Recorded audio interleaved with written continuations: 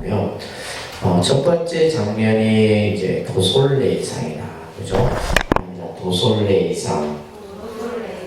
예, 부처님이 이 세상에 오기 전에 이제 그 인간의 모습으로 내려오시는 도솔천에서 이제 내려오시는 모습을 나타낸 거죠, 그죠? 두 번째 장면은 비람강생상이라 합니다. 비람강생상. 이 비람강생상은 이제 룸비니에서 탄생하시는, 그죠? 모습을 장면을 이제 비람강생상이라 이렇게 합니다. 이건 외우셔야 됩니다. 그래서 이제 여러분들이 이걸 이해했느냐 못했느냐는 뭐예요? 내가 다른 사람에게 부처님의 생애를 설명해 줄 수 있느냐, 설명해 줄.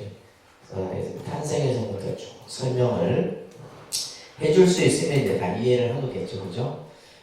그 다음에 이제 세 번째 장면이 이제 삼원유관상이죠. 그러니까 삼원유관상. 동서남북 4대 성문을 나가서 중생들의 현실의 삶의 모습을 보시고서는 여기에서 이제 출가의 마음을 갖게 되는 그런 어떤 동기부여가 만들어지게 되죠, 그죠? 그리고 나서 이제 아들이 라울라가 태어나고, 그리고 바로 이제 요즘 같으면 이제 뭐 100일 큰 이제 나라에 축제가 벌어지는 날 밤에 이제 출가를 하시게 되는데, 그 출가의 장면을 우리는 유성출가상이라 했습니다. 이제 유성출가상. 그래서 이제 성을 넘어, 그죠? 출가. 그래서 출가라는 말은 앞으로 나아간다, 집을 나간다는 뜻이 아니라 있어요, 그죠? 앞으로 나아가는 또 새로운 어떤 삶을 이제 여기에서 나타냈고, 그리고는 이제 출가를 하시고 나서는 육사 외도의 가르침을 배우고, 그리고 혼자서 아주 힘든 고행의 시간을 견디시게 되죠. 그것을 설산수도상이라 합니다. 설산수도상. 자, 그리고 나서는 이제 부처님께서 보리수 아래에서 이제 마군을 항복받고, 그죠? 수행의 장애들을 전부 하나하나 다 이겨내요. 그래서 우리가 이제 공부를 하다 보면 여러 가지 장애가 생긴다고 그랬어요, 그죠? 그 장애들을 다 이겨내고 마지막에 이제 보리수 아래에서 깨달음을 얻게 되는데, 그 깨달음에 얻은 장면을 수화항마상이라 합니다. 수화항마상. 자, 이렇게 이제 우리가 지난 시간에 이제 여러분들 교재 보시게 되면 부처님께서 성도를 하시고 나서 깨달음을 얻었다 이 말이에요. 그래서 우리가 불교에서 가장 중요한 개념은 깨달음이에요. 깨달음. 그래서 모든 중생이 다 깨달음을 얻어서 부처가 될 수 있다. 이게 이제 불교가, 다른 종교는 이제 뭐 구원을 얻고 천당을 가고 이런 것이 이제 서양의 종교가 지향하는 목적이 한다면, 불교는 뭐예요? 깨달음을 완성하는 거예요. 깨달음의 완성, 깨달음의 성취, 깨달음을 궁극적 목적으로 하는데, 그 깨달음을 얻은 그 진리의 내용이 더 중요하겠죠, 그죠? 부처님께서 무엇을 깨달았느냐, 그것을 우리는 뭐예요? 법이다라고, 다르마라고 이렇게 표현하고, 그 내용을 이제 우리가 나중에 또 공부하겠지만은 연기법이다라고 합니다. 이제 연기법. 부처님이 깨달으신 진리가 연기법인데, 이 연기법은 굉장히 이해하기 어렵고, 중생이 그 이치를 예를 들면 설명을 들어도 믿지 않고 이해하기 어렵다. 예, 그래서 내가 깨달은 이 법을 그냥 나 혼자 즐기고 나 혼자 생각하고 말아야 되겠다. 그래서 만약에 부처님이 본인이 깨달은 법을 중생들에게 이제 전하지 않았다면 불교라는 종교는 탄생을 하지 않았겠죠. 그걸로서 끝났어요. 그걸로서 이제 끝났을 건데, 이제 이때 이제 장면, 우리가 지난 시간에 마지막에 했던 내용이 뭐요? 하늘의 신 범천이 등장을 하는, 교재 다 있죠? 범천이 등장을 하는데, 이때 이제 3번 등장을 해서 부처님께 법을 설해줄 것을 청해요. 법을 설해줄 것을 청하는데, 그래서 하늘의 신인 범천이 등장을 해서 법을 설해줄 것을 청하는 것. 그래서 우리가 청법이라고 그럽니다. 뭐라 한다고요? 청법. 법을 우리가 항상 듣고, 그래서 우리가 이제 설법이라고 하죠. 법을 듣는, 법을 설해주는 것은 설법이고, 여러분들은 법을 들으면 뭐가 돼요? 청법이 되는 거죠. 그래서 이제 이 범천의 권청에 의해서 부처님이 다시 이제 생각을 합니다. 생각을 하니까 예를 들면 이제 그 밑에 나오는 경구가 있습니다. 중생들의 근기는 다르다라는 요 구절 다 같이 따라합니다. 같이 큰 소리로 같이 할게요. 중생들의 근기는 각각 다르리라. 물속에 피어나는 연꽃에 더러움이 물들지 않듯이 더러움 속에서 헤매는 중생들이라도 모두 헤어날 수 있으리라. 제각기 근기에 따라 법을 설하리라. 하늘의 신이여 그대의 청을 받아들여 내 이제 감도의 문을 여누니 모든 세상의 중생들아 귀 있는 자는 들어라. 낡은 믿음을 버리고. 이 구절이 중요한 구절이 됐어요. 그죠? 중요한 구절입니다. 여기에서 중요한 것이 뭐냐? 중생들의 근기가 각각 다르다 이런 얘기예요. 중생들의 근기.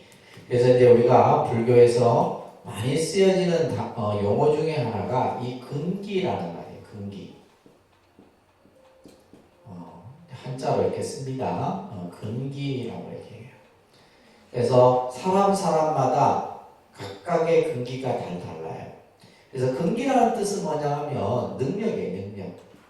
그 사람이 가지고 있는 자질, 그죠? 그 사람이 가지고 있는 적성, 이런 이제 의미들을 근기라고 얘기하는 거예요. 그래서 이제 불교는 크게 이제 이 근기를 세 단락으로 구분을 합니다. 따라합니다. 상근기, 따라합니다. 상근기, 중근기, 하근기, 상중하로 이렇게 근기를 나눠요. 예를 들면 이제 우리가 근기가 이제 상근기는 근기가 수승하다. 기본적으로 우리가 예를 들면 이제 사람마다 그 사람이 가지고 있는 능력이 좀 뛰어난 거죠. 또 이제 예를 들면 중근기는 말 그대로 이제 중간 단계의 근기를 얘기하고 하근기를 이렇게 얘기하는데 우리가 흔히 이제 불교 수행에 있어서 불교를 공부하는 데 있어서도 아무래도 상근기는 어떻게 되겠어요? 하나를 가리키면 열을 아는 게 상근기예요. 아시겠어요? 하나를 가리키면 열을 알아. 그런데 중근기는 뭐예요? 하나를 가리키면 하나는 알아. 이게 중근기예요. 하나를 가리키면 하나는 이해를 해. 열을 가리키면 열을 이해하고 있는 중근기입니다. 여러분도 한 중근기 정도 되겠죠? 하근기는 뭐예요? 하나를 일러줘도 몰라. 근기가 낮은 거예요. 근기가 낮은. 그래서 사람마다 이 근기가 굉장히 중요합니다. 그래서 우리가 이제 흔히 상근기는 참선, 마음 수행하는 이들을 이제 상근기라 얘기를 해요. 이제 스스로 자기 마음 수행하는 참선 수행을 한다든지. 그 다음에 중근기는 이제 경전을 보는 이들은 중근기예요. 경전. 근데 이게 절대적인 설명은 아니에요. 여러분 이해하기 쉽도록 하게 한 겁니다. 그래서 이제 경전을 보기 위해서는 뭐요? 좀 지식도 있어야 되고, 그죠? 이해력도 있어야 되고, 또 뭔가 이렇게 공부를 하려고 하는 그런 것이 있어야 되잖아요. 그죠? 그 다음에 중근기. 그 다음에 하근기는 뭐냐 하면 연불. 연불은 어렵지 않잖아요. 관세음보살만 하면 되고, 남아미타불만 하면 되잖아요. 근데 이거는 이제 하근기 중생들. 근데 중요한 것은 상근기나 중근기나 하근기나 전부 뭐예요? 다 깨달음을 얻을 수 있고 부처가 될 수 있는 거예요. 그러니까 우리가 예를 들면 참선을 통해서 부처가 될 수 있고 경을 보아서도 깨달음을 얻을 수가 있고 연구를 통해서 할 수. 단지 이제 뭐예요? 더디고 빠른 차이가 있는 거죠. 더디고 빠른 차이. 그래서 이제 이런 이제 설명들을 여러분들이 잘 이해를 하셔야 돼요. 그래서 이제 내가 불교를 공부하는데 이제 이건 스스로 알게 됩니다. 내 근기가 예를 들면 상근기, 중근기, 하근기. 우리 이제 스님들 같은 경우 보면 이제 같이 수행하다 보면 이제 스님들도 전부 차이가 있거든요. 차이가 있어요. 근데 결국에는 이제 그 마지막 우리의 목적지는 어디다? 성불이에요. 불교의 마지막 목적지는 어디예요? 성불이에요. 머리가 나쁘다 해서 성불 못하는 게 아니에요. 부처님 당시에도 주리반트카라고 하는 이 이제 제자는 뭐냐면 말 그대로 이제 하나를 가리키면 그냥 그 자리에서 다 까먹는 그런 제자. 근데 그런 주리반트카도 공국에는 뭐요? 성불이 걸려들었습니다. 그래서 이제 이 근기가 각각 다르다. 그래서 이제 우리가 부처님의 설법을 그래서 이제 근기에 맞춰서 법을 설한다 해서 대기설법이라 합니다. 이거 외우셔야 돼요. 그러니까 대기설법. 불교의 설법은 대기설법이에요. 대기설법. 그러니까 대기설법이라는 단어는 뭐예요? 근기에 맞춰서 법을 설하는 거예요. 불교가 어려운 게 아닙니다. 불교는 이런 식의 상, 중, 하, 또 상의 상중하, 중의 상중하, 하의 상중하 단계가 있어요. 단계가 있단 말이에요. 근데 이제 우리가 보통 이제 사람들이 공부를 이제 기본부터 하는 게 아니잖아요. 중간 단계 쑥 들어가기도 하고 또 예를 들면 이제 불교를 하나도 모르는 사람이 가서 그냥 참선한다고 득 앉아 있으면 마음이라 하고 깨달음이라 하고 부처라 하니까 무슨 말인지 모르는 거예요. 그래서 우리가 예를 들면 자기 근기에 맞는 공부를 하고 그 법을 우리가 배워야 되는데 그것이 안 되면은 어렵습니다. 당연히. 그래서 부처님께서는 예를 들면 똑같은 설법이라도 똑같은 교리의 내용이라도 초등학생에게도 이 교리를 설합니다. 초등학생들이 이해하도록 설해야 되겠죠, 그죠? 그러면 대학생 또 박사 그 위에 다 그에 맞는 그것을 우리가 흔히 뭐라 그래요? 눈높이. 부처님은 처음부터 눈높이 교육을 하신 거예요. 눈높이 교육을 하신 거예요. 왜냐하면 알아듣지를 못하니까 알아듣기 쉽도록. 그래서 부처님이 이제 설법에 보게 되면 가장 많이 하는 것이 비유입니다. 비유설법이 많아요. 비유설법. 비유는 무슨 예를 드는 거죠, 그죠? 그러니까 어떠한 내용을 하나 얘기하고 듣는 사람이 잘 몰라. 그러면 그것에 대해서 예를 드는 거예요. 과거의 이야기를 예를 들든 어떤 이야기를 예를 들든 어떤 형체를 가지고 예를 들든 그죠? 그래서 비유설법. 그래서 이런 내용을 나중에 여러분들이 이제 법화경 경전 이런 걸 보게 되면 법화경은 전부 비유설법이에요. 그래서 중생들이 다 알아듣기 쉽도록 깨닫게 하기 위해서 이러한 비유에 대한 설법들이 이루어지는 겁니다. 물속에 피어나는 연꽃에 더러움이 그죠? 연꽃은 더러움에 물들지 않습니다. 헤매는 중생들, 오타각세에서 헤매는 중생들이라도 모두 그 괴로움에서 벗어날 수 있으리라. 그래서 근기에 따라 법을 설한다. 이것을 무슨 설법? 무슨 설법? 대기설법. 무슨 설법이요? 그 밑에다 써놔야 되겠죠. 근기에 따라 법을 설한다. 그래서 불교의 가르침은 근기에 따라 설하는 거예요. 근기에 따라 설하는 거예요. 그래서 사실은 이제 입학할 때 테스트도 하고 이래야 되는데. 아니 그래야지 여러분들 눈높이를 알아서 그에 맞춰서 설하지. 하늘의 신이여, 그죠? 내 이제 그대의 정을 받아들여 감노의 문을 여노니 중생들아 귀 있는 자는 들으라 낡은 믿음을 버리고. 자, 이렇게 부처님은 제 자신이 깨달은 그 법을 키우기 위해서 길을 떠나는데 누구에게 이 법을 설해 줄 것인가? 그래서 최초로 법을 전하기 위해서 생각이 떠올랐던 인물이 누구냐면 자신과 함께 수행했던 오비구라고 하는 비구가 있었다 그랬죠, 그죠? 이 오비구가 어디에 있는가 수소문을 해보니 저 녹야군이라고 하는 곳에서 수행을 하고 있다는 얘기를 듣고 부처님이 이제 오비구를 제도하기 위해서 녹야군으로 길을 떠나시게 됩니다. 그래서 이 녹야군에서 법을 설한 것을 녹원전법상이라 합니다. 그러면 녹원전법상 이 사르나트라고 하는 이 지금 이 녹야원인데 녹야원 이거 아주 좋습니다. 아주 그냥 정말 가보면 평화롭고 굉장히 아주 이곳에서 처음 부처님이 그래서 녹야원이라고 하는 것은 사슴동산인데 지금은 뭐 옛날에 그런 흔적들은 없고 아무튼 이곳이 부처님이 처음 법을 설한 곳이다.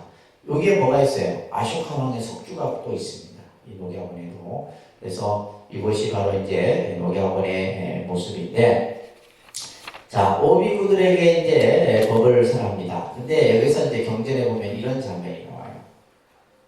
이 부처님이 선도하셨던 부다가야에서 사르나트 녹야원까지가 한 250km, 260km, 그러니까 서울, 부산 정도 거리 정도 돼요.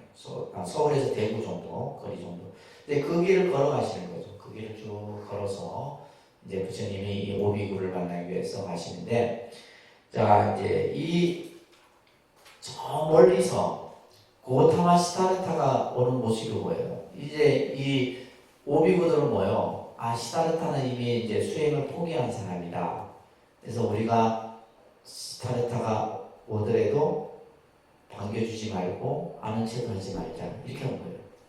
그래서 점점 이제 그 고타마 시타르타가 다가오는 모습을 보고, 근데 평소에 시타르타의 모습이 아니에요. 이미 뭐예요? 부처님이에요. 부처님이 되신 거잖아요. 그래서 멀리서 오는 그 고타마 시타르타의 모습을 보고 오비구들이 놀랍니다. 그냥 자기들도 모르게 그냥 자리에서 일어나서 오시는 그 고타마 시타르타, 이미 이제 부처님이 되셨죠, 그죠? 고타마 붓다입니다. 고타마 붓다에게 예를 갖추고 절을 하면서 자리를 마련해 드려요. 그러면서 이 지금 녹야원이라고 하는 사슴동산 사르나트에서 최초로 부처님이 법을 설해요. 자, 요 장소가 불교에 있어서는 굉장히 중요한 장소. 왜? 삼보가 성립된 장소다. 이거 꼭 기억하세요. 녹야원이 어떤 장소다? 삼보가 성립이 된 최초의 장소가 이 녹야원입니다. 우리가 이제 예를 들면 삼보하면 이 삼보가 굉장히 사실 중요한 겁니다. 불교에서의 이제 세 가지 가장 귀한 거죠. 삼보하면 여러분들 따라합니다. 불, 법, 승. 따라합니다. 불법승. 그래서 우리는 부처님과 부처님의 가르침과 부처님의 가르침을 따르는 승단이라고 이렇게 표현해요. 따라합니다. 부처님과 부처님의 가르침과 부처님의 가르침을 따르는 승가. 승가에 뭐한다? 귀하는 것을 우리는 뭐요? 삼귀라고 하는 거예요. 따라합니다. 삼귀. 이게 불교 신앙의 가장 핵심이고 가장 중심이에요.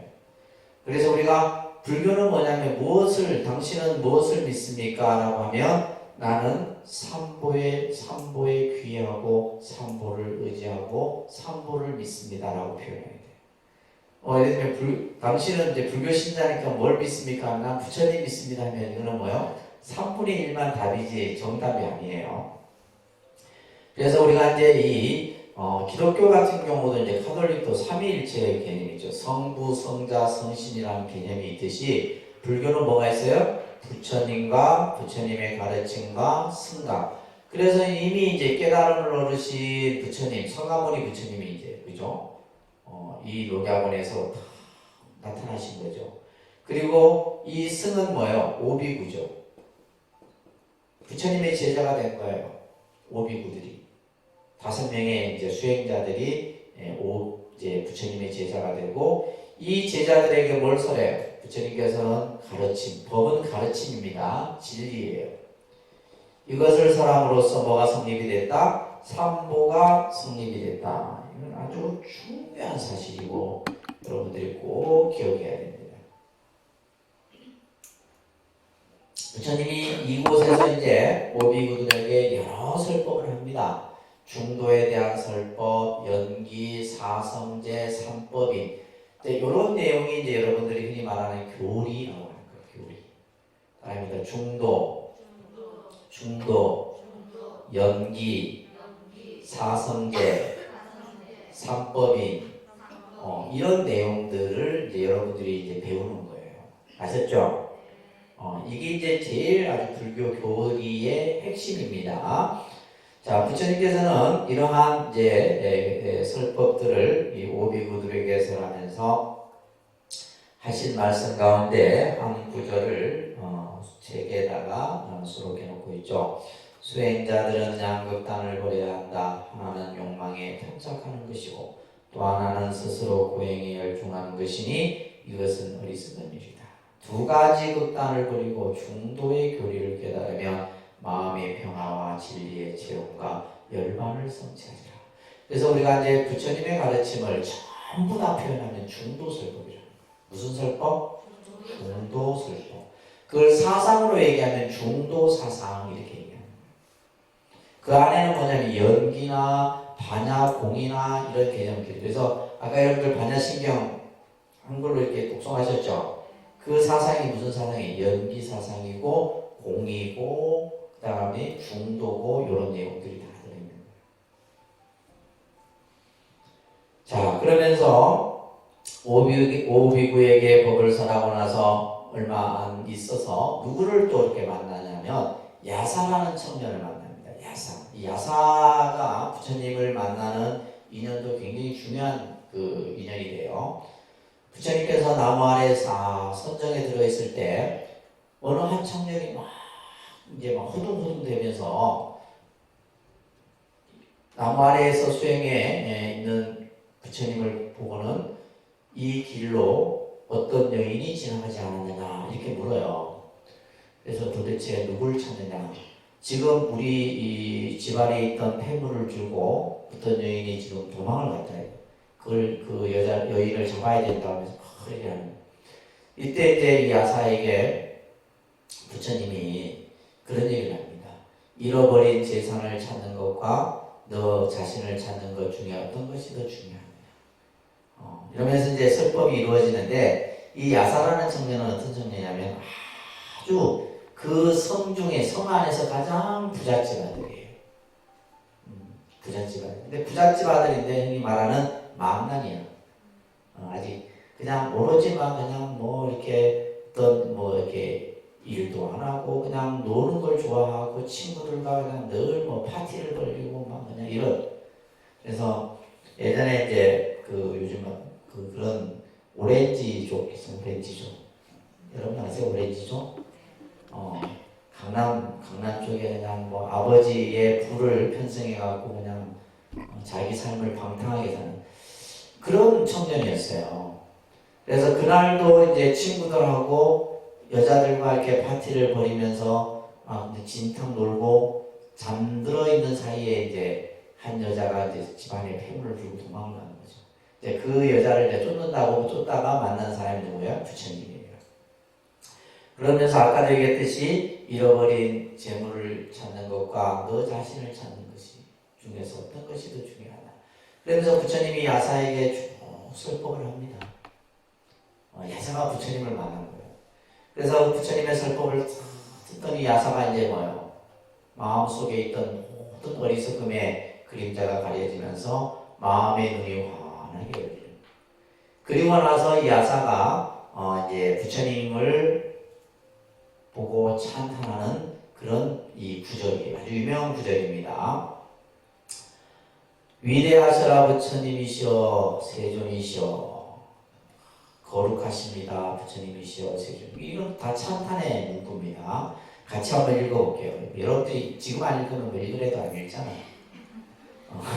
지금이라도 한번 읽어요. 다 같이 위대하시라 부처님이시여 같이 읽습니다. 시작. 위대하시라 부처님이시여 세존이시여 넘어진 자를 일으키신과 같이 덮인 것을 나타내신과 같이 헤매는 자에게 길을 보이신과 같이 또 어둠 속에서 등불을 가지고 와서 눈 있는 자는 보라 하신과 같이 부처님께서는 온갖 방편으로 법을 밝히셨나이다. 부처님이시여 저는 이제 지금부터 목숨을 마칠 때까지 거룩하신 부처님께 기하고 부처님의 법에 기하며 불제자 승가에 기하오니 거두어 주소서. 그래서 부처님 당시 때는 삼보에 귀해함으로써 바로 이제 제자가 되는 거예요. 그래서 이 야사가 부처님의 그러한 말씀을 듣고는 마음속에서 기쁜 그 표현을 그대로 드러낸 구절이 이 구절이에요. 그러면서 거룩하신, 근데 중요한 것은 뭐냐면 제가 지금부터 뭐요? 목숨을 마칠 때까지, 죽을 때까지 신명을 다 바쳐서 이 말이에요. 이 내용이 우리가 이제 예불에 해석하는 지신기명례예요. 지신기명. 우리 예불문에 있죠? 지신기명례.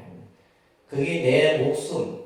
그래서 우리가 종교라고 하는 것은 내 모든 것을 바치는 게 종교예요. 그것을 바칠 수 있는 것이 종교심입니다.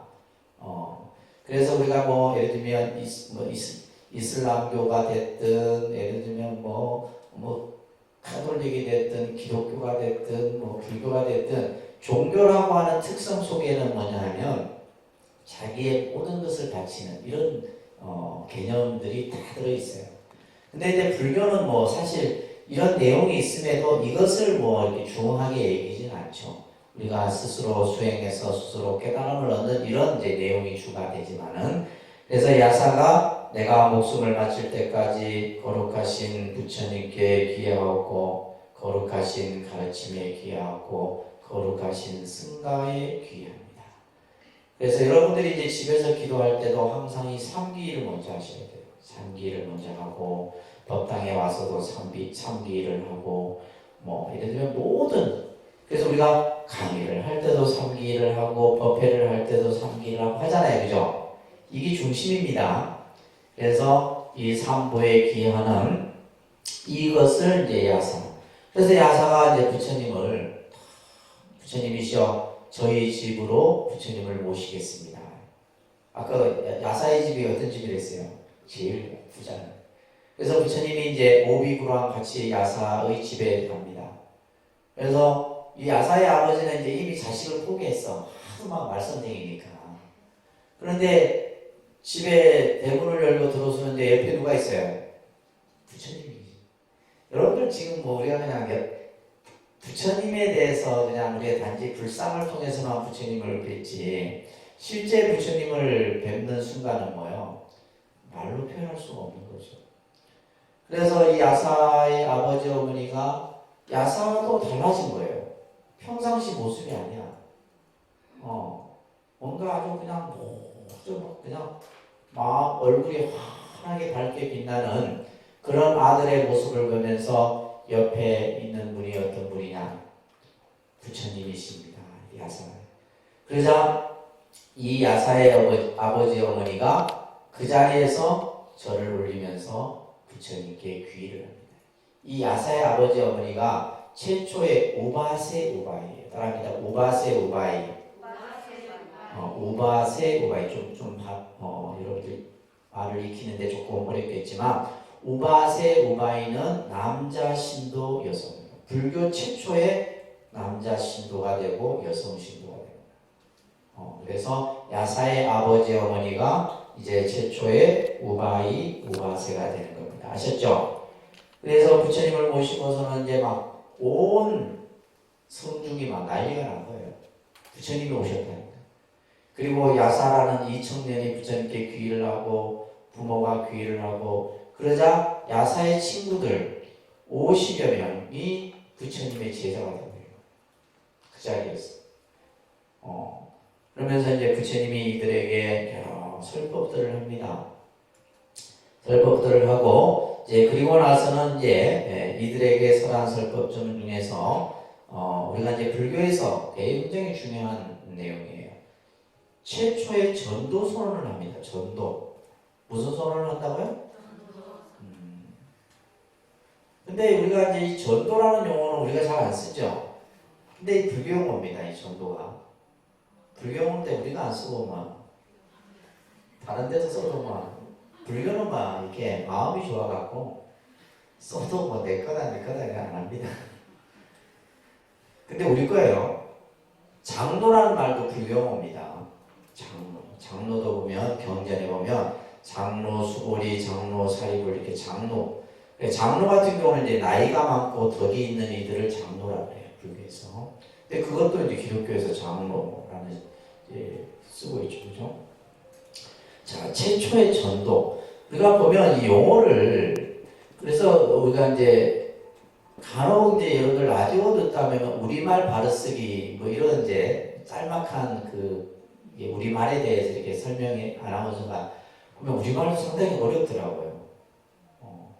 그러니까 우리는 그냥 무심코 그냥 뭐 여러분들이 그냥 뭐 한국 사람이니까 한국말을 한다지만 실제 한국어는 어려워요. 우리가 국어 자체는 어렵습니다. 아마 여러분들 받아쓰기 하면 다 틀릴 거예요. 100점 맞기 쉽지 않을 걸요. 우리말이 어려워요. 또 개념 자체도 쓰여지는 용도에 따라 조금 다르고. 그래서 우리가 이제 이 말이라는 것이 언어라고 하는 것이 굉장히 중요하고 정확하게 개념을 여러분들이 이해를 하셔야 돼요. 그래서 전도할 때는 이렇게 한자로 씁니다. 전할 전자에다가 이 도자는 뭐냐면 진리 이치를 말하는 거예요. 예를 들면 이제 우리가 기독교에서 이제 선교라는 말을 쓰죠. 선교사 할 때 이 선자는 이제 펼선자예요. 펼선자. 그러니까 선교라는 말은 기독교에서 사용해도 합당한 말이에요. 왜냐하면 교자는 뭐예요? 하나님의 가르침. 그 교를 펴는 것이 선교예요. 교를 이제 널리 전하는 것이 선교. 우리가 이제 불교에서 쓰는 포교라는 말이죠, 그죠? 이 포교는 뭐 불교에서 쓰든 뭐 기독교에서 쓰든 다 같은 말이에요. 근데 이 말은 서양 종교하고는 안 맞는 말이에요. 왜냐하면 이 사람들은 어떤 이치나 진리를 가리킨 것이 아니라 그들이 뭐예요? 하나님의 가르침을 얘기해요. 이거하고 이 개념은 다릅니다. 그래서 우리가 이제 불교에서 이 전도라는 말을 쓴다는데, 근데 우리는 지금 그걸 쓰지 않고 있죠, 그죠? 그래서 실제 우리가 전도사 이런 용어도 우리가 써야 되는데 우리는 그거 안 쓰고 뭐 포교사 이렇게 부른다. 실제 우리 용어를 안 쓰고 이런 것들은 참 그래요, 그죠? 그래서 이 용어는 뭐예요? 누가 먼저 선점하느냐가 중요해요. 그것을 널리 자기들이 쓰느냐가 중요해요. 그리고 우리가 그러잖아요. 예를 들면 난 그런 생각, 가수들 이름 있잖아요. 그룹들 이름. 그러니까 누가 먼저 선점해서 먼저 쓰느냐가 자기 거잖아. 그래서 먼저 쓰고 나면 못 쓰잖아요, 그죠? 다른 사람 쓰고 싶어도 못 쓴다 이거네. BTS나 블랙핑크나 뭐 이런, 그죠? 그러면 그 다른 사람이 또 블랙핑크 투어니까 하겠어요? 못 한다 이거예요. 그러니까 용어는 누가 먼저 선점해서 쓰느냐가 아니에요. 근데 이제 우리가 이제 불교를 보면 전부 다 뺏겼어. 다 뺏겼어요. 자, 근데 그게 중요한 게 아니에요. 하여튼 이제 용어보다도 이 전도선이 중요한 거예요.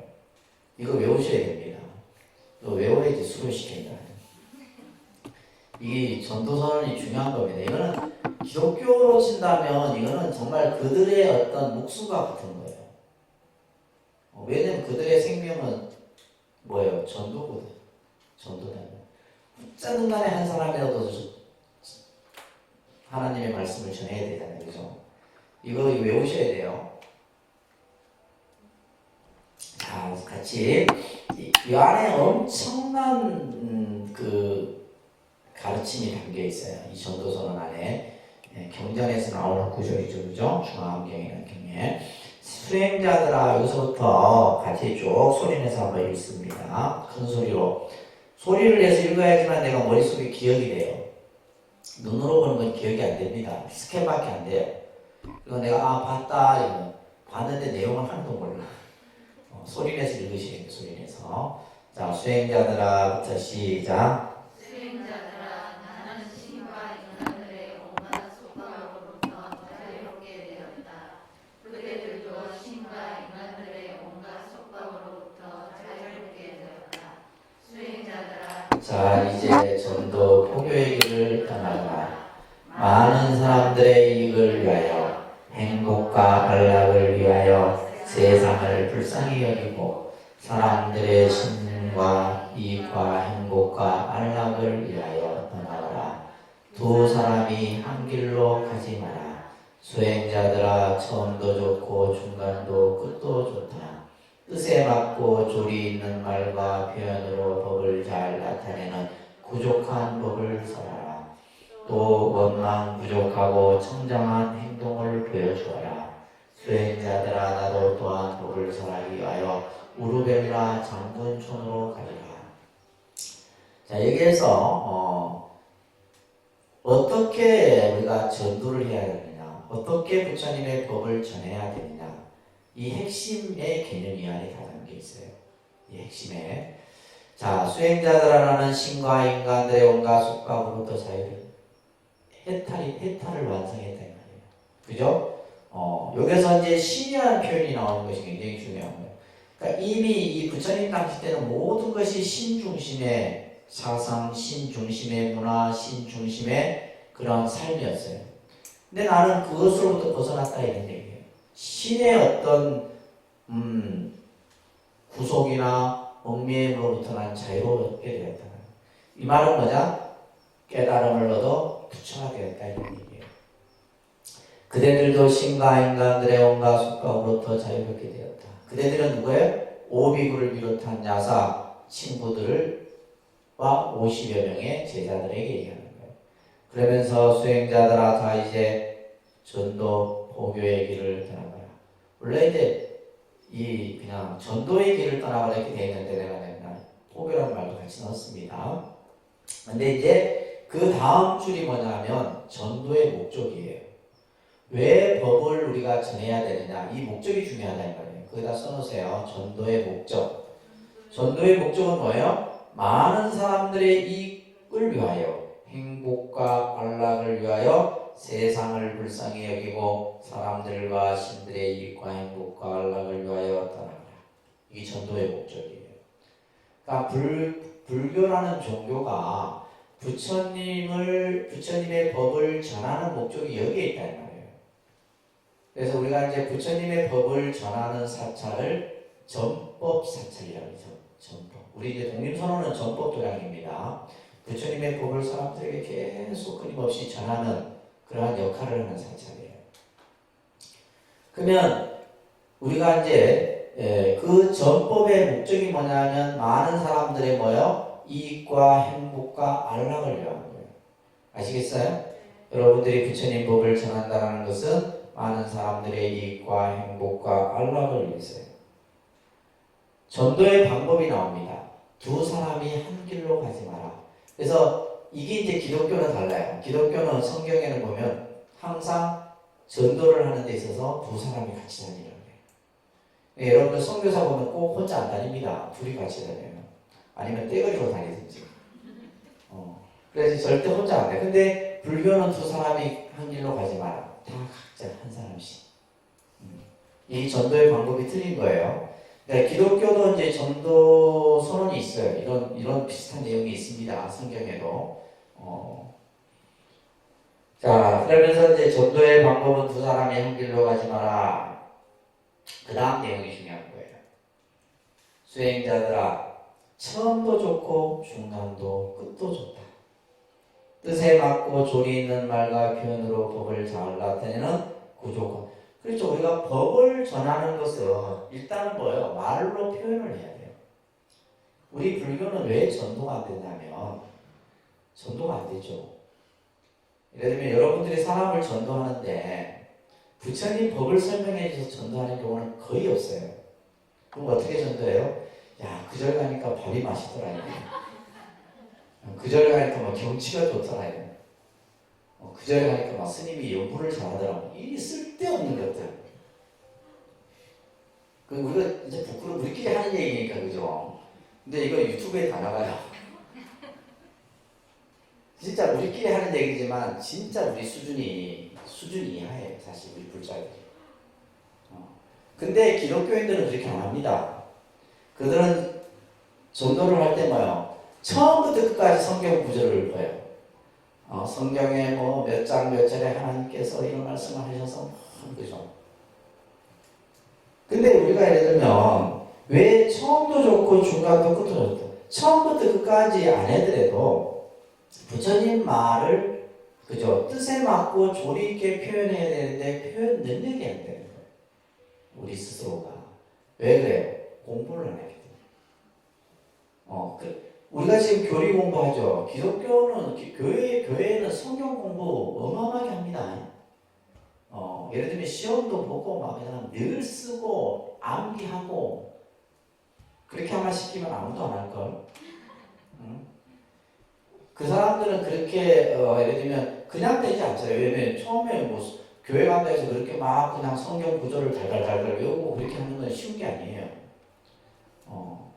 그래서 우리는 뭐냐면 부처님에 대해서 설명할 수도 없고 절을 왜 하는지에 대해서 설명하는데 절을 왜 해? 하면 그냥 좋으니까 하는 거야. 그냥 이런 막무가내 그죠? 아무 끝도 밑도 끝도 없는 이런 표현으로 한다는 거예요. 그러니까 여러분들 가족조차도 전도를 못 시키는 거예요. 왜냐하면 그에 맞게끔 설명을 해야 되는데 안 되는 거죠.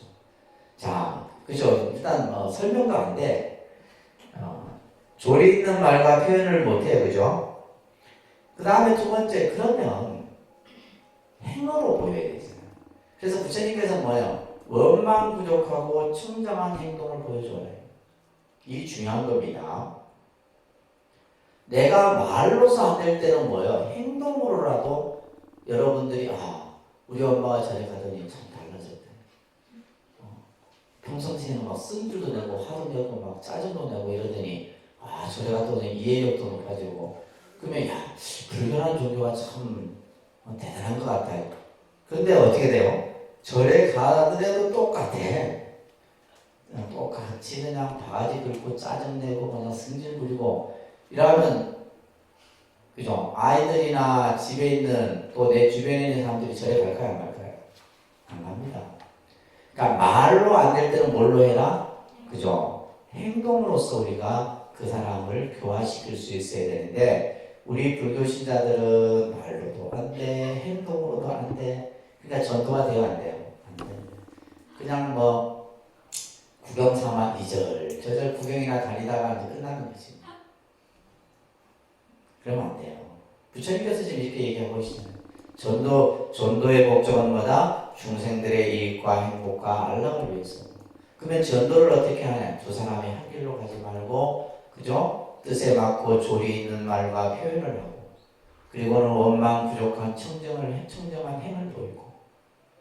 그래 되면 이제 하는 거예요.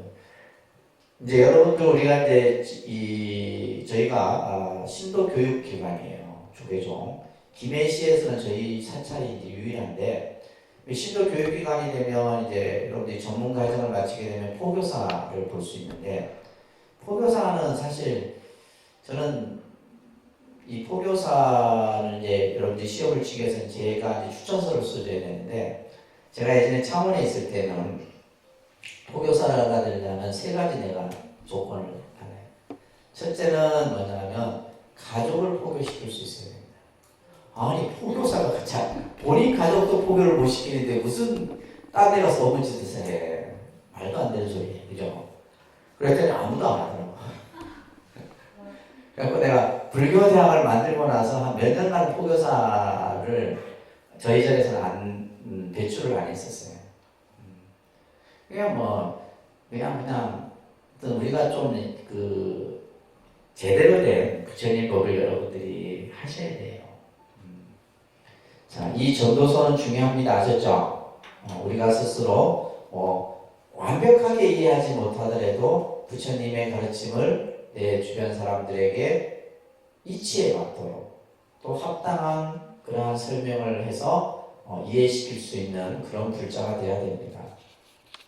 자, 그리고 나서 부처님께서도 이제 법을 전하는 전도의 길로 들어서게 되죠. 자, 그리고 나서는 이제 많은 제자들을 만나고 많은 사람들을 교화합니다. 부처님께서. 그 다음에 이제 누구를 만나냐면 가섭삼형제를 만나요. 가섭삼형제. 가섭삼형제는 당시에 이 마가다국에서 아주 덕망이 높은 종교 지도자였어요. 그러니까 이들이 이제 데리고 있었던 제자들이 1000명인데 가섭 삼형제와 더불어서 1000명의 제자가 다 부처님의 제자가 되어요. 이거는 당시 인도 사회에 엄청난 충격이었어요. 도대체 그죠? 부처님이라는 분이 갑자기 나타나서 예를 들면 그 당시에 최고의 종교 지도자라고 알려졌던 이 가섭 삼형제를 이들은 배하교를 믿는 종교 지도자들, 불을 숭배했다. 불. 그러니까 인도는 지금도 뭐 불을 숭배하고 뭐를 막 뭐 여러 아주 각각의 그런 어떤 종교 신앙 형태들이 있습니다. 그래서 이들을 전부 이제 제도를 하게 되고, 그리고 나서는 이제 우리가 이 당시 마가다국의 군주였던 빈비사라 왕을 이제 귀의를 합니다. 당시는 전제군주 시대예요, 그죠? 왕이 모든 권한을 가지고 있습니다. 왕의 그 권한은 막강합니다. 이 빈비사라 왕을 만나서 이제 빈비사라 왕이 부처님께 귀의를 하면서 부처님께 절을 이제 정사를 지어서 올리는데 그 정사가 이제 중림정사라는 정사가 있어요. 무슨 정사요? 중림정사입니다. 그래서 인도에 우리 이제 성수순례 가게 되면 이 중림정사 하는데 지금은 뭐 건물 형체는 없습니다. 그래서 중림이라는 것은 대나무 숲인데 이렇게 대나무만 이렇게 물창하게 있는 형태의 모습만 있어요. 그래서 이 빈비사라 왕에 의해서 이제 우리가 이제 불교는 사실 굉장히 부처님이 이제 성도하시고 나서 이렇게 가섭 삼형제를 교화하고 또 이제 그 당시 가장 큰 대국이었던 그 마가다국의 이 빈비사라 왕이 부처님의 제자가 된다라고 하는 것은 인도 사회에서는 엄청난 것이었어요. 왕이 불교에 귀의를 한다는 것은 그죠? 모든 그 백성들이 뭐요? 불교에 대해서 긍정적인 관심을 갖겠죠, 그죠? 그래서 불교가 빨리 뿌리를 내리게 되는 하나의 요인이 되게 돼요. 그리고 나서 이제 이 빈비사라 왕에게 보시에 대한 이런 설법도 하시고 이렇게 한 내용들이 경전에 나옵니다.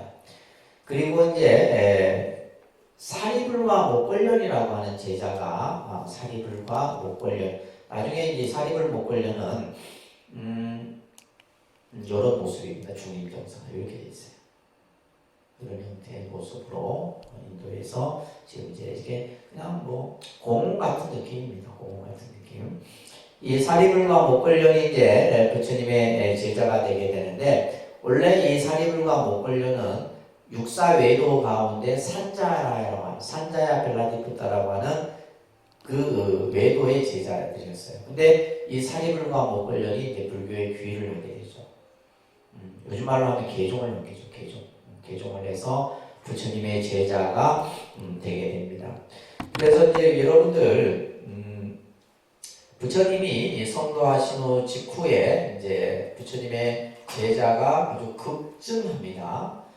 일반 뭐 그 이제 제가 제자들의 수는 뭐 말로 표현할 수가 없을 만큼 많은 제가 신자들이 불교에 귀의하지만, 이제 부처님의 출가 제자들을 이렇게 이제 우리가 보통 표현을 할 때 금강경 같은 데서 보면 이렇게 나와요. 1250인이라고 하는 숫자가 나와요. 1250.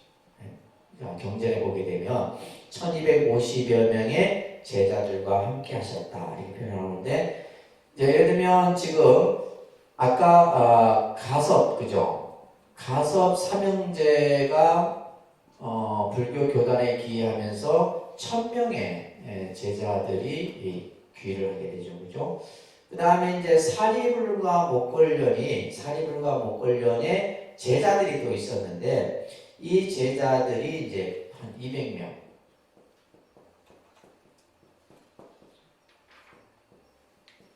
한 200명 정도가 있었고, 우리가 앞에 이제 야사와, 그죠? 오비구를 비롯한 오비구와 야사를 합해서 이제 50. 그래서 기본적으로 뭐 1255인 이렇게 표현하는데, 우리가 보통 이제 경전에서는 1252의 제자의 수가 등장을 하는 거예요. 이것도 잘 이해를 하세요. 1250인이라고 하는. 자, 그러면서 이제 부처님께서는 많은 이제 지역으로 법을 전하시게 되는데, 당시 이제 마가다국을 중심으로 해서 부처님께서 이제 법을 설하셨는데, 당시 이제 그 사위성, 가장 큰 나라가 왕사성이라는 성과 그 다음에 사위성이라는 두 성이 있는데, 이 나라들이 제일 큰 나라였어요.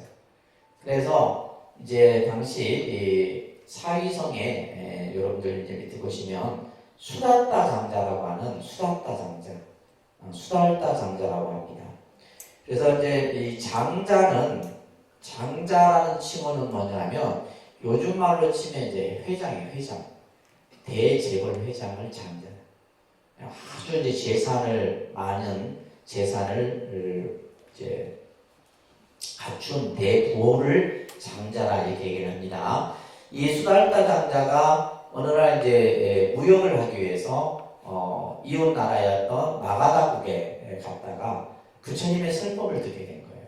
부처님의 설법을 듣고는 우리나라에도 부처님을 모실 수 있는 인연이 되었으면 얼마나 좋을까.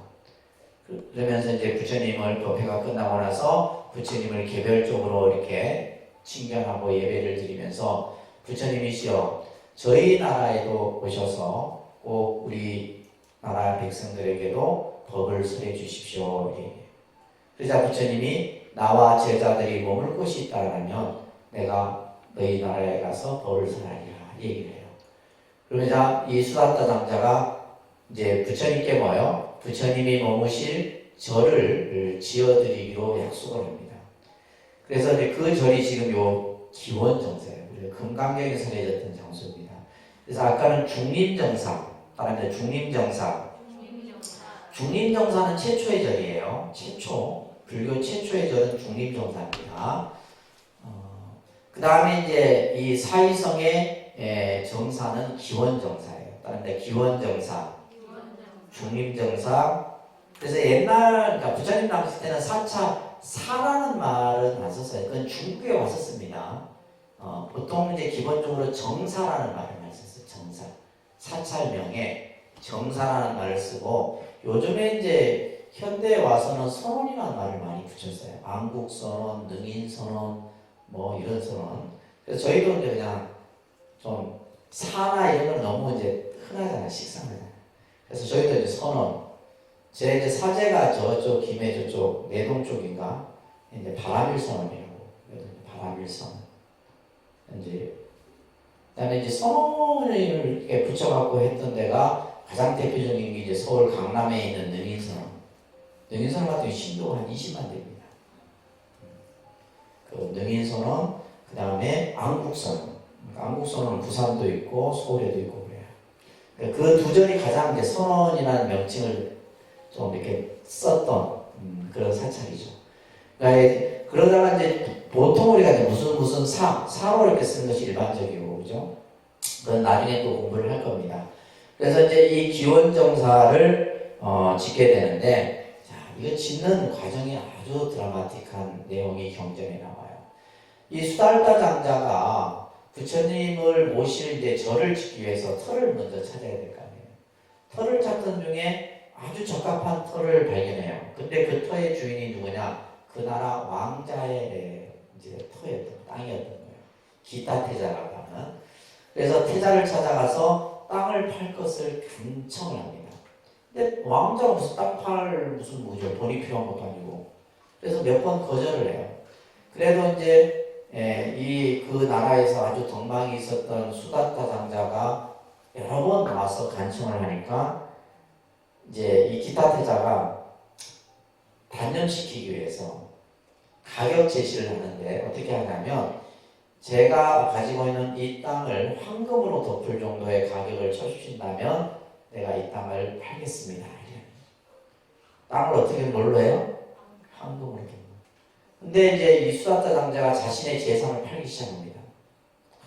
돈을 모아갖고 그걸 전부 황금으로 사서 땅에다 깔기 시작하는 거예요. 실제로 땅에다.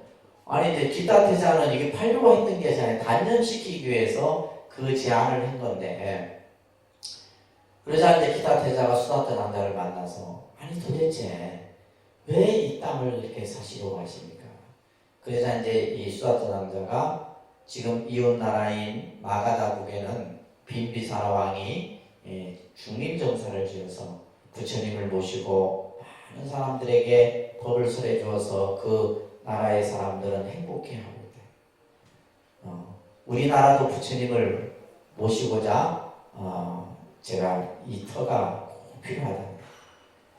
그 얘기를 듣고 이제 기타 태자가 그러면 내가 땅을 희사하겠다. 땅은 이제 기타 태자가 그대로 무상으로 희사를 합니다. 하고 이제 건물은 누가 지어요? 수사타 장자가 지은 사찰이 바로 기원정사예요. 지금 이렇게 이제 석축의 모습들만 있죠, 그죠? 이런 작은 것들이 이제 스님들 개인 승방들이에요. 수행하는 공간들입니다. 그래서 지금은 이제 다 무너지고 이게 이제 전부 이슬람 교도들에 의해서 다 없어져요. 불교 유적들이. 그래서 어마어마해요. 이 면적이 아직도 다 발굴이 안 됐다 그래요. 인도는 아직까지 경제적으로 뭐 이렇게 뭐 또 잘 살기도 하지만은 또 이런 데는 보면 꽃갱이 삽 가지고 발굴하니까 언제 발굴 다 해요. 어마어마합니다. 어마어마한. 그래서 이 기원정사를 이제 세워지게 되죠. 근데 이 수단타 장자에게 이제 또 관련된 유명한 경전이 하나 있는데 옥야경이라는 경이 있어요. 옥야경. 이 옥야경은 이제 이 경전이 또 성립되게 된 연유가 뭐냐면 수단타 장자의 며느리가 있는데 이 며느리 이름이 옥야입니다. 근데 아주 그죠? 이 성질이 고약한 며느리였어요. 그러니까 며느리 잘못 들인 거예요. 그러니까 이 뭐 시아버지 말씀도 안 듣고 아주 막무가내 이런 며느리였는데, 그래서 이제 이 하루는 이 수다타 장자가 집으로 부처님을 초대를 해요. 옥야 자기의 며느리를 이제 부처님께 귀의시키기 위해서. 근데 이제 부처님이 온다 해도 옥야는 뭐 내다보지도 않는 거예요. 방에 문 딱 걸어 잠궈놓고. 그래서 이제 부처님이 방 앞에 쓰자 문이 저절로 열리는 거예요. 저절로 열리면서. 근데 부처님은 굳이 말로 뭐 설명 안 해도 그 모습만 봐도 그대로 뭐야 그 자리에서 절을 하고 귀의를 하죠. 이 옥야도 마찬가지예요. 문 앞에 부처님이 서 있는 모습을 보고 그 자리에서 절을 합니다. 그러면서 부처님께서 이 옥야에게 설법을 하게 되는데 어떤 설법이냐 하면 며느리에 대한 도리, 자식에 대한 도리, 스승이 또 스승에 대한 도리, 또 제자가 해야 될 도리, 그러니까 우리가 흔히 말하는 윤리의 인간관계에 대한 여러분들이 꼭 읽어봐야 될 경전이 옥야경이에요. 유명한 경전입니다. 실제 이제 이런 경전들은 여러분들이 접해보기가 어려워요. 그래서 이제 이러한 옥야경이라는 경도 하게 되고 그 나라 지금 이 사위성의 왕이었던 이제 또 코살라국의 왕이죠. 파사이 왕도 귀의를 하게 됩니다. 그러니까 이제 그 당시 인도의 아주 큰 나라의 왕들은 전부 뭐가 돼요? 부처님의 제자가 되는 거예요. 그러니까 불교 교단이 뭐예요? 어마어마하게 커질 수밖에 없는 거죠. 그 어떤 그 쉽게 말해서 바라문교라는 그 신의 중심의 어떤 나라였던 인도가 불교가 짧은 시간 안에 속도로 발전되게 됩니다. 그리고 이 파사이 왕의 왕비 말리 부인도 불교에 귀의를 하게 되는데 이제 왕비죠, 그죠? 왕비와 이제 설해준 경전이 이제 승만경이라는 경이 있어요. 승만경. 여러분들 이 승만경 같은 경우는 여성 불자들이 꼭 봐야 될 그런 아주 경전입니다. 승만경, 아까 옥야경 이런 이제 경전들이 이런 이제 그 교화하는 과정 속에서 설해지게 돼요. 자, 그러다가 어느 날 카필라국에로부터 부처님이 편지 한 장을 받아요. 사신으로부터 편지를 받는데 그 편지의 내용이 뭐냐면 부왕의 편지였어요. 아버지. 아버지의 편지였는데 이제 곧 임종이 얼마 남지 않았다라는 내용이었어요. 그러면서 내가 아버지로서 아들에게 하는 얘기, 부처님이 아니라 부처님의 그런 뜻을 떠나서 그 편지의 내용이 그러면서 너가 나의 마지막 임종의 모습을 지켜봤으면 좋겠다. 그래서 이제 부처님이 그죠? 이미 섬을 떠나서 이제 6년간 고행을 하시고 또 수년의 시간이 지난 후에 이 카필라국을 찾게 됩니다. 아버지 임종을 맞이하기 위해서. 그래서 이제 카필라국에 도착하자마자 얼마 안 있어서 아버지의 부왕의 정발왕의 장례를 부처님이 직접 치러드려요. 치러드리고 그리고 나서는 이제 이 카필라국에 막 난리가 난 거예요. 이제 양모였던 마하파자 파티 부인도 왕비도 출가를 하려고 하고 야소다라 부인도 출가를 하려고 하고 또 그 나라의 왕자 7명이 다 출가를 하려고 하고 막 그냥 사람들이 다 부처님의 제자가 되려고 그래서 이제 이때 그 법이 하나 정해지는데 출가를 하기 전에는 반드시 부모의 동의를 받아야 된다. 이런 것들이 이때 만들어졌다. 왜냐면 남자들이 다 출가해버리면 안 되잖아. 큰일 나잖아요. 그러니까 이제 근데 여기서 지금 아까 얘기했던 왕비나 야소다라 공주나 여성의 출가를 이때 부처님은 반대를 합니다. 그래서 여성의 출가는 한참 뒤에 이루어져요. 여성의 출가는 반대를 하셨어요.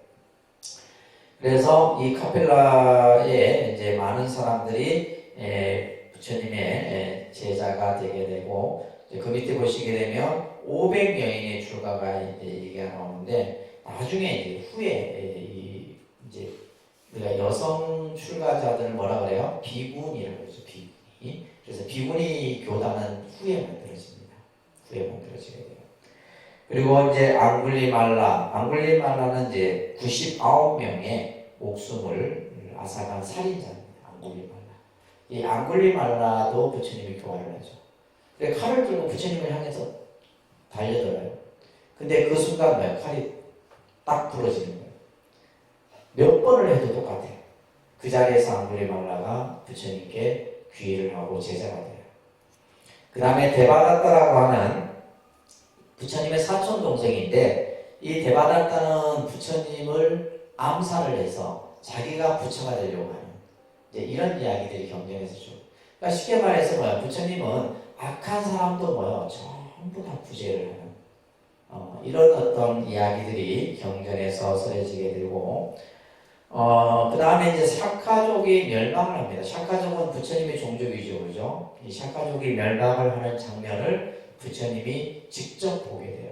이게 부처님에게는 큰 충격이었어요. 그러니까 자신이 보는 앞에 자기의 종족이 전부 몰살을 합니다.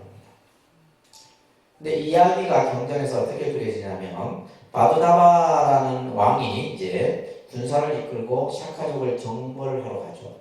군대를 이끌고. 근데 길가에 부처님이 나와서 탁 앉아 계시는 거예요. 길가에. 햇볕이 탁 쬐는 길가에. 그래서 왕이 직접 말에서 내려서 부처님이시여 어찌 이 더운 날씨에 길가에 앉아 나와 계십니까? 서늘한 그늘로 가시죠. 그때 이제 부처님이 이 세상에 가장 서늘한 그늘은 가족의 그늘이랍니다. 이 말은 뭐예요? 침범하지 말라. 그래서 이제 이 바두다바 왕이 다시 군대를 회복을 합니다. 2번, 3번, 세 번째는 부처님이 안 나와요. 왜냐하면 이 왕과 샤카족은 원한 관계였어요. 그 이전부터. 그래서 부처님은 그걸 아신 거예요.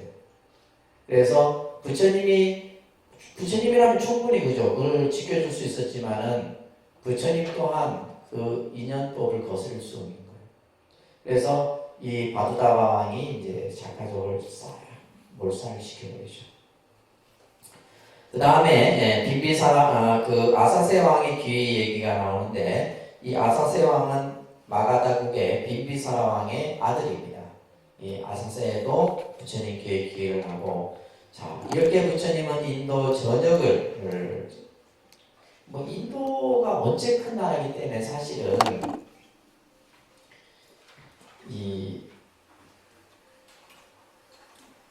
인도가 어마어마하게 큰 그죠 면적을 가진 곳이죠, 그죠? 그래서 우리가 보통 뭐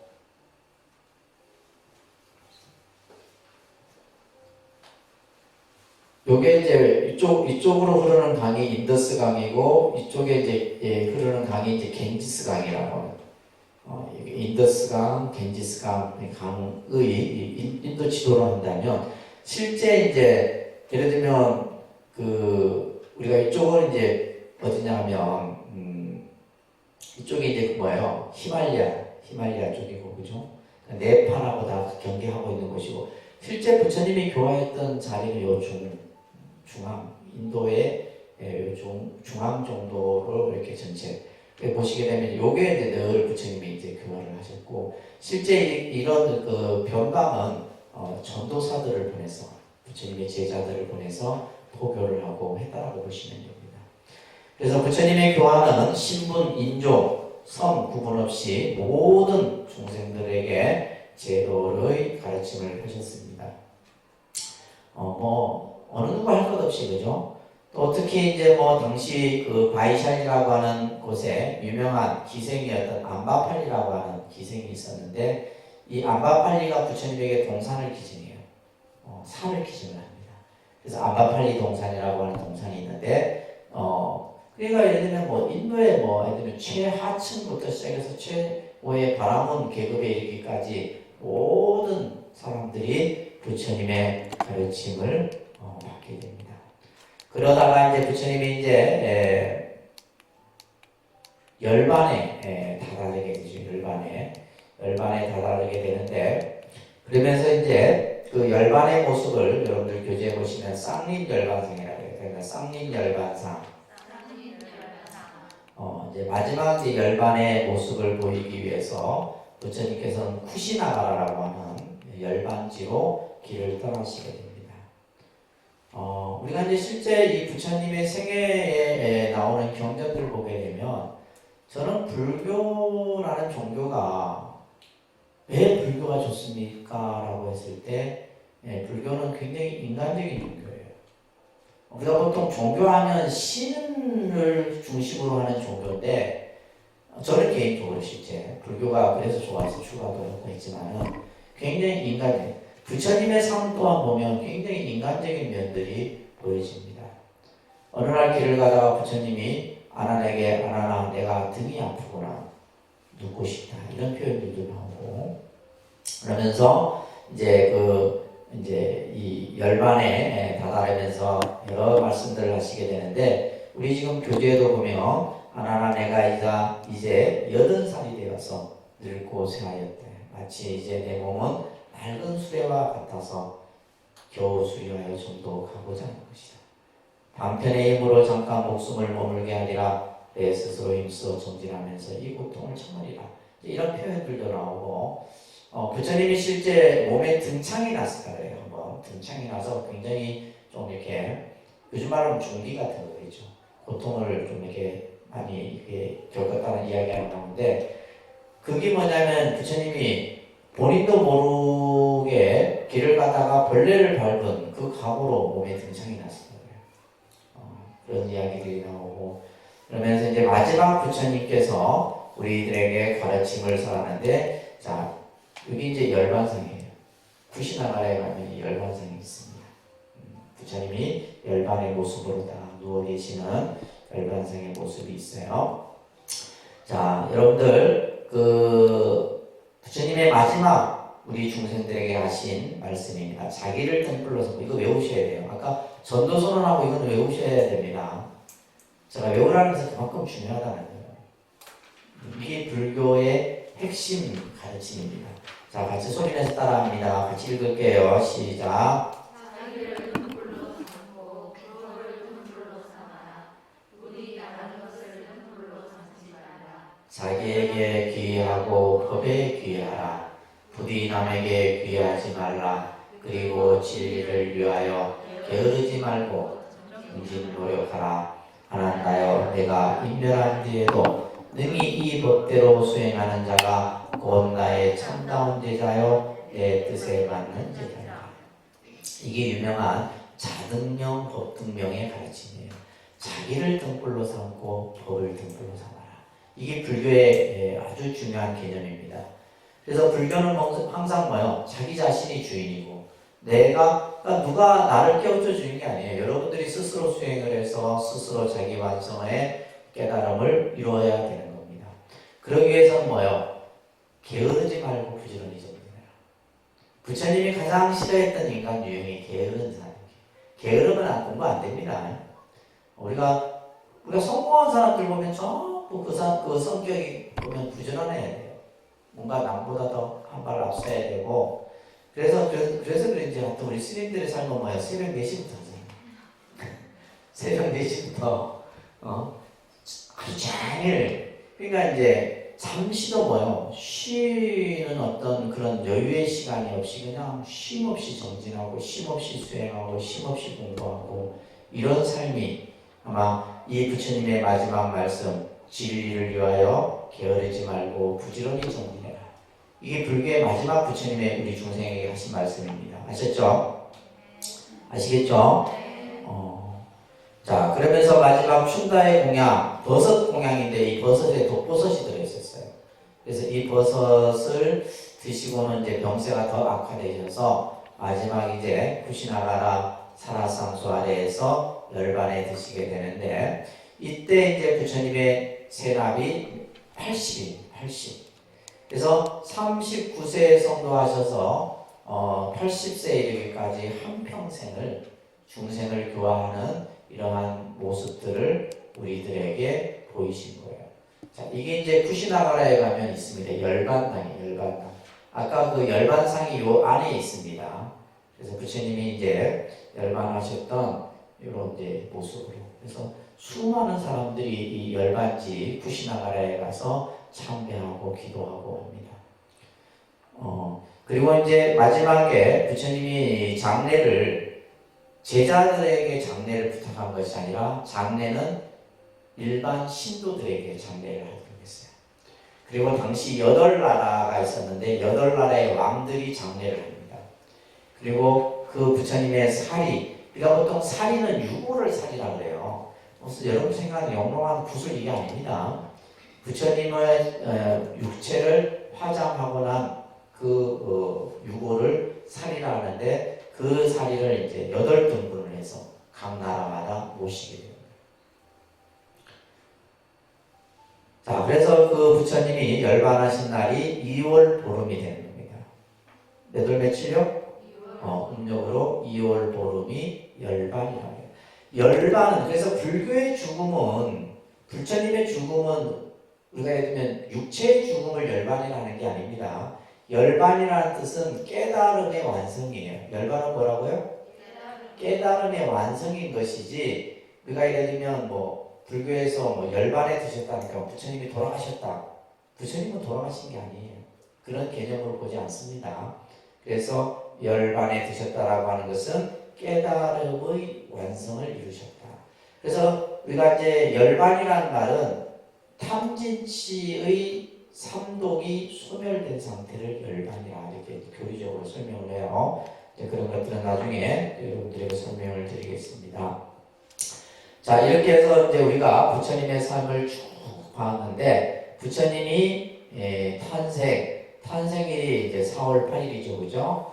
29세에 출가를 하셔서 2월 8일입니다. 35세에 성도를 하셔서 12월 8일. 열반을 80에 하셔서 2월 보름. 그래서 이것을 이제 불교의 4대 기념일이라고 하는 거예요. 그래서 부처님께서 출가하시고 성도하시고 열반하시고 부처님이 이 세상에 오신 날. 이것을 이제 우리가 부처님의 삶의 전체를 보입니다. 어떤 분이 부처님의 삶을 이렇게 표현했어요. 부처님은 이 세상에 길 위에서 탄생하셔서 길 위에서 출가하시고 길 위에서 깨달음을 이루시고 마지막 길 위에서 열반에 드셨다. 그러니까 부처님의 삶은 전체 삶이 뭐냐면 중생을 위한 삶이었어요. 모든 생명. 아까 우리 이제 전도선에 나와 있듯이 중생들의 행복, 중생들의 이익, 중생들의 깨달음을 위해서 자신의 삶을 다 펼쳐보이셨던 분이 바로 부처님. 그러니까 지금도 뭐예요? 수많은 사람들, 세계의 수많은 사람들이 부처님 탄생지, 부처님 성도지, 부처님 열반지에 가서 예를 올리고 공양을 올리고 하는 겁니다. 아시겠죠? 이렇게 이제 짧게나마 여러분들이 부처님의 생애를 쭉 이렇게 우리가 봤는데, 이것 갖고는 사실 부족해요. 여러분들이 이제 불교 공부를 계속 하시면서 이런 이제 부처님이 49년 동안 설법의 내용들을 여러분들이 이제 계속해서 공부를 하시게 될 겁니다. 자, 이해되셨어요?